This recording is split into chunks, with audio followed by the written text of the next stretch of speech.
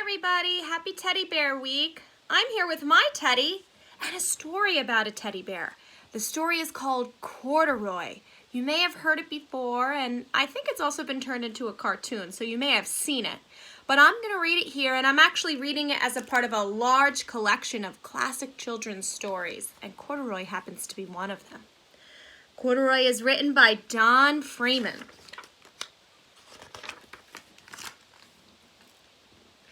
Corduroy is a bear who once lived in the toy department of a big store.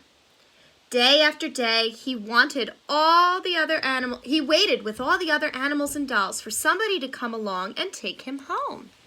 So there's Corduroy on the toy shelf at a department store, and he's waiting to be picked by a child to go home.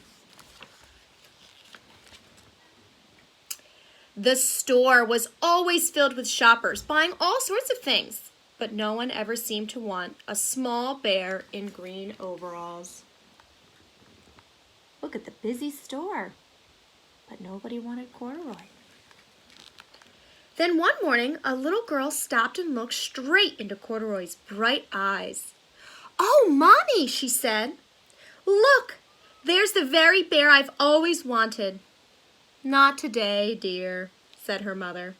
"I've spent too much already. Besides, he doesn't look new.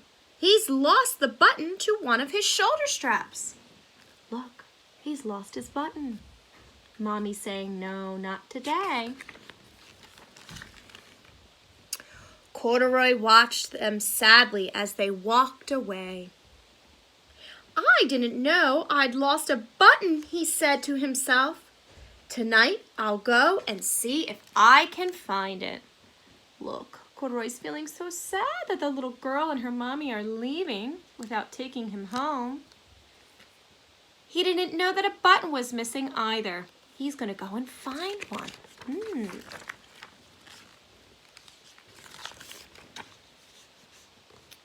Late that evening, when all the shoppers had gone and the doors were shut and locked, Corduroy climbed.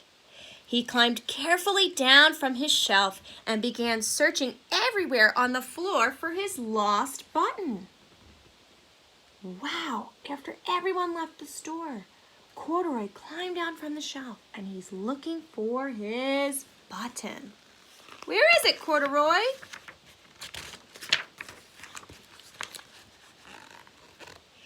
Suddenly, he felt the floor moving under him. Quite by accident, he stepped up onto an escalator, and up he went. Have you ever been on an escalator before? It's like a set of stairs that keeps moving up and up or down and down, depending on which way you're going. Could this be a mountain, he wondered. I think I've always wanted to climb a mountain. Whoa! Corduroy's going for a ride on the escalator. He stepped off the escalator as it reached the next floor, and there, before his eyes, was the most amazing sight. Tables and chairs and lamps and sofas and rows of beds. "This must be a palace," Corduroy gasped. "I guess I've always wanted to live in a palace." Do you think that that's a palace? It looks pretty interesting with all the furniture, but it's not. It's just one of the floors or departments in the store where they sell beds and chairs and tables. Furniture store or furniture department.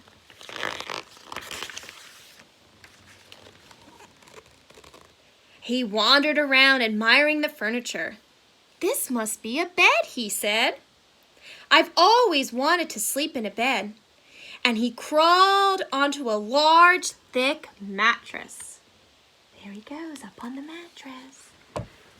Oh, what did Corduroy find? All at once he saw something small and round. "Why, here's my button," he cried, and he tried to pick it up, but like all the other buttons on the mattress, it was tied down tight. He thought he found his button, but it just belonged to the mattress.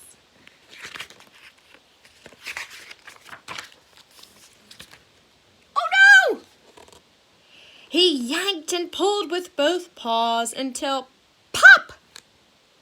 off came the button, and off the mattress Corduroy toppled, banging into a tall floor lamp. Over it fell with a crash. So he pulled the button off, but in the same stroke, he fell off the bed, and bang! Down came a lamp. Oh no. Looks like someone was alerted by the sound. Corduroy didn't know it, but there was someone else awake in the store. The night watchman was going his rounds on the floor above when he heard the crash that came dashing down the escalator. "Now, who in the world did that?" he exclaimed. "Somebody must be hiding around here." He's searching for who made that sound, and he's using his flashlight because it's dark, it's nighttime. He flashed his light under and over sofas and beds until he came to the biggest bed of all, and there he saw two fuzzy brown ears sticking up from under the covers. Look, who do you think that is? I think it might be Corduroy. "Hello," he said. "How did you get upstairs?" It was Corduroy, and he found him under the covers.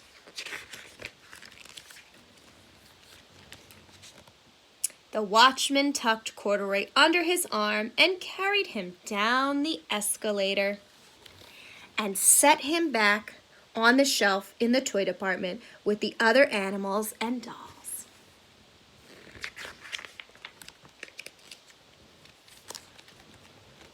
Corduroy was just waking up when the first customers came into the store in the morning.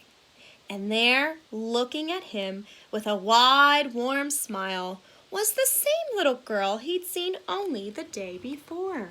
She's back at the department store, and she's looking at Corduroy. "I'm Lisa," she said, "and you're going to be my very own bear. Last night, I counted what I've saved in my piggy bank. And my mother said I could bring you home."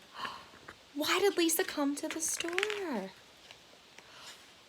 That's right! She came back because she brought her own money that she saved in her piggy bank to buy Corduroy and take him home as her very own teddy bear. "Shall I put him in a box for you?" the saleslady asked. "Oh, no, thank you," Lisa answered, and she carried Corduroy home in her arms. She ran all the way up the 4 flights of stairs into her family's apartment and straight to her own room. She looks really excited that she has her very own teddy bear that she bought with her money. She's running and running all the way up the stairs to her apartment as fast as she can. Corduroy blinked. There was a chair and a chest of drawers, and alongside a girl-sized bed stood a little bed just the right size for him. The room was small, nothing like the enormous palace in the department store. "This must be a home," he said. "I know, I've always wanted a home."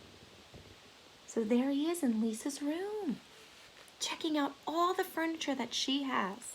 "This must be home," he says. Lisa sat down with Corduroy on her lap and began to sew a button on his overalls. "I like you the way you are," she said, "but you'll be more comfortable with your shoulder strap sewed back on." Look, she's sewing a button back onto Corduroy. She's helping to fix him up so he's a little bit more comfortable. "You must be a friend," said Corduroy. "I've always wanted a friend." "Me too," said Lisa, and gave him a big hug. What a happy ending for Corduroy, and for Lisa too. They both got what they wanted.